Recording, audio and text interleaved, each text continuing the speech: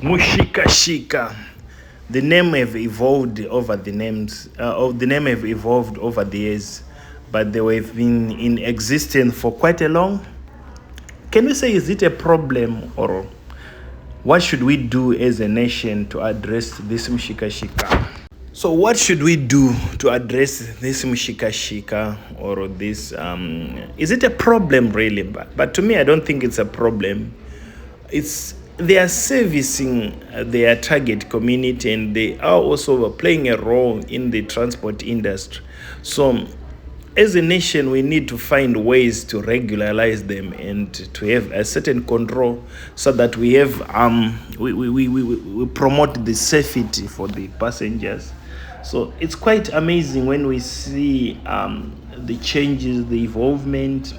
Now, the sad thing is that also the authorities, especially police, council, they also survive with these guys. Let's be honest, if they stop, there will be no council police. The police, they won't be able to build their houses because they are siphoning these guys, but they are less appreciated.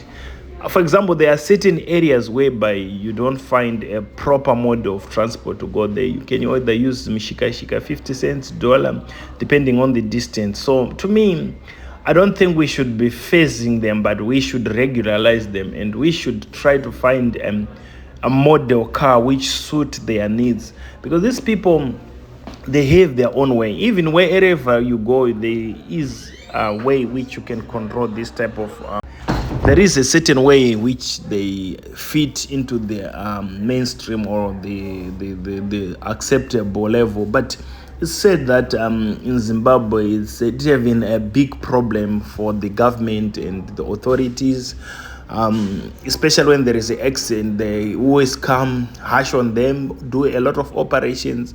But honest reality is that there are no jobs out there. So this is another form of employment which a lot of our kids are benefiting from. So I believe that we need to find a proper car model which can service as Mshika Shika, and we license them and we regularize them, so that they fit or do them the market. For example, in Weza, there is a project for the Dudu bikes, which is servicing Igava area. So it makes it cheaper that you can get to Wedza, to Igava for $2. But remember, when there were no transport, we were paying $5-10. So we need to find a model which can be acceptable and which can suit their needs and which is cheaper. Because remember, the people who operate Mshika Shika, they're not millionaires, they're just poor people who are trying to earn a living. That's why they use their Honda Fit and they overload it, go faster, etc., etc. So I just wanted to elaborate that Mshika Shika didn't start today. It have been there for years, but now it's like it's an enemy of the state or enemy of everyone. But they have their niche marketing, they have their own way to survive, their own way to evolve. So we need them basically, but let's try to regularize them. Let's give them life. Let's give them light. Let's regularize. Even to pay taxes, you can get taxes if you do it correctly.